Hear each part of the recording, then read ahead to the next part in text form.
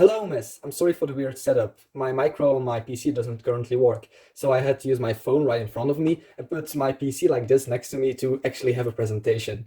I would have talked about how to edit videos, but there are two major problems. I can't do that in 5 minutes, not even in 15 minutes, and the program I use actually costs a little bit of money.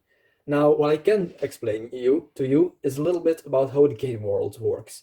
And well, which console is the best? I know this is a Dutch. It's a presentation I used last year for Informatica with Mr. Powers, but it's a good presentation I made, and it's easy to explain it all to you.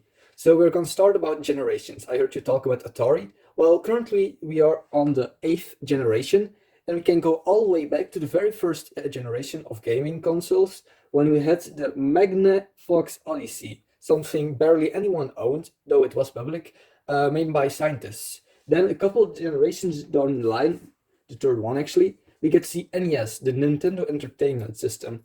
This is the start of current generations. The fourth one, you get the Genesis and Super Nintendo Entertainment System, the PlayStation 1 and 64/7, and so on. You can, of course, pause the video if you want and read it. Now, currently, which is more importantly for you, we are in the 8th generation, which we right now have the Xbox One, the PlayStation 4, and the Nintendo Switch. This generation is about to end this year, at the end of the year, somewhat. You can't always put a direct date on a generation, of course, since Switch is going to live on past this generation possibly. But we know the PlayStation 5 and Xbox One X, next Xbox, are coming this year. Now, I'm here to explain you what all these consoles mean. Of course, we've got, at the top here, we got the Xboxes who currently exist. And at the bottom here, we got the PlayStations. At the top here, we got the Xbox Slim and the Xbox X. And at the bottom here, we got the Xbox Pro and the Xbox Slim. Now, what are the differences? Well, price point, but of course also graphical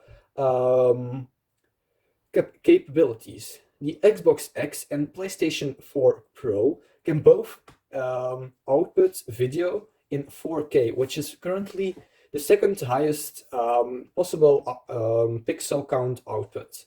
They are currently developing 8K for TVs, but barely any TVs got those yet. The Slim and the S, the Xbox S and the PlayStation 4 Slim, are more the budget versions of each console. They cost less, but they also only can provide 180p, a fourth of the graphical capabilities of the X and the Pro. To put it simply, of course, because there are some other minor graphical differences which don't matter to you for now because they are barely noticeable. Now, about literal price points, at the top of cheapest, we got the Xbox with a game, because Xbox always sells their consoles with a game, for $299. Then we got PlayStation Slim, which is also $299 but without a game. We got the Nintendo Switch, which is at $399. We got the PlayStation Pro for $399 and the Xbox One X for $499. Now, there is a €100 jump in the last two, but the X is actually even better than the PlayStation 4 Pro, as in it has a higher frame rate, it shows more frames per second, and it includes a game. Now, this is a list of which one is more powerful than which. And you can see the Xbox One X is the most powerful. Then we get PlayStation 4 Pro, PlayStation 4, Xbox One S, and Nintendo Switch. I'll get back to the Nintendo Switch later on. But what you should know is that historically, PlayStation 4 has always been about power, and Xbox more about their all-around game service. Now they have gone ahead of Xbox this time, which is remarkable. Now, but it's also, of course, more pricey. I'm sorry, I've lost my lead. The point I was trying to make is these four are all comparable in which games I can play, but their power slightly differs. It doesn't matter so much for the average gaming consumer, of course. Nintendo Switch is at the bottom. Historically, Nintendo has always had weaker consoles. However, there is something special about the Nintendo Switch. It can switch. It can go into handheld mode. It can be used as tabletop mode, and it can be used for your TV. As for games, you can see these are the Xbox One currently top-selling games. You've got Red Dead Redemption 2, GTA, The Last of Us, and Celeste. If you look at PlayStation top-selling games, you see both Red Dead Redemption and GTA returning, and of course 2 exclusives for PlayStation. So the most major games of Xbox and PlayStation will overlap, but both have, of course, their own exclusives.